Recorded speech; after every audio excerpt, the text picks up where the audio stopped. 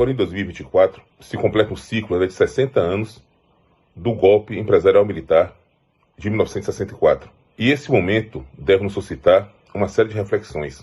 10 anos atrás, em 2014, quando discutíamos os 50 anos do golpe, levantei em alguns eventos que participei uma discussão que eu percebi que desagradou alguns dos meus ouvintes.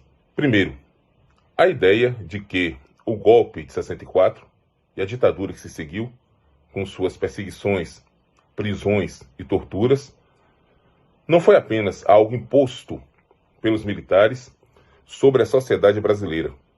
Na verdade, grande parte da sociedade brasileira apoiou o golpe e serviu de base para a ditadura. Vamos encontrar grupos religiosos realizando a famosa Marcha da Família. Vamos encontrar efetiva participação empresarial, daí porque falamos hoje de golpe empresarial militar. E não podemos esquecer que no cenário político dos anos da ditadura, grande parte da sociedade era de base do regime. Era raro você ter, em verdade, um partido de oposição atuando nos municípios. O comum era vermos as disputas municipais envolvendo, de um lado, a Arena 1, a Arena 2 e, em alguns casos, até a Arena 3. Ou seja, parte consistente da sociedade brasileira apoiou o golpe e apoiou a ditadura. Em 2014, após anos de redemocratização, de pleitos eleitorais vivenciados com certa tranquilidade, parecia algo distante. E apontar o risco de retrocessos parecia algo absurdo. No entanto, na época eu apontava que não era bem assim. Eu lembrava do professor Daniel Aron Reis Filho, que certa feita disse algo mais ou menos assim, que tem algo de errado com a sociedade onde a ditadura se implanta, praticamente sem dar um tiro, e que sai sem levar uma pedrada. Eu concordo com essa linha de pensamento do professor Daniel.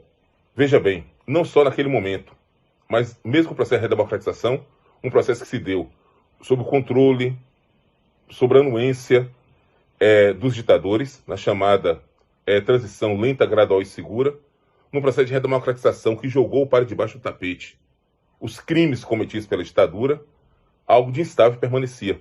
Podemos perceber, naquele momento, 10 anos atrás, e hoje ainda, uma série de traços da nossa cultura política que permeia em toda a nossa sociedade, como do personalismo, do salvacionismo militar, do caciquismo político, e agora com acréscimo de linhas religiosas com um discurso ultraconservador se aliando às forças de extrema-direita.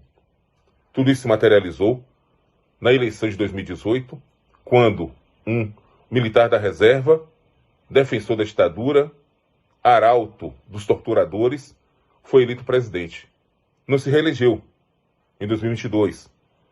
Porém, a votação expressiva com a qual contou mostra que partes consideráveis da sociedade brasileira ainda permanece alinhada a esse pensamento conservador, autoritário, de forte traço fascista. Não podemos esquecer também que essa direita ela está sabendo lidar com muita habilidade com as novas redes sociais.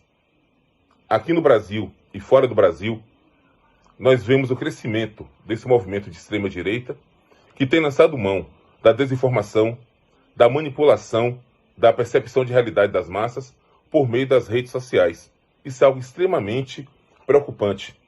E não podemos esquecer também o crescimento de grupos religiosos que têm transformado um discurso, uma proposta política conservadora de extrema-direita em algo próximo a um dogma religioso e com forte influência e ramificação.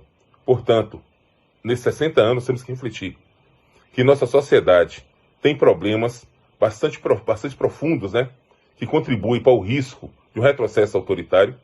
Temos que perceber que a democracia é um bem maior para todos nós e que temos que saber diferenciar quem são nossos aliados, nossos adversários e quem são de fato nossos inimigos, para que no campo de luta não nos percamos e deixemos espaço para esse avanço da extrema-direita. Não existe vitória permanente, não existe derrota eterna. A luta é que sempre continua. Portanto, democracia sempre, ditadura nunca mais.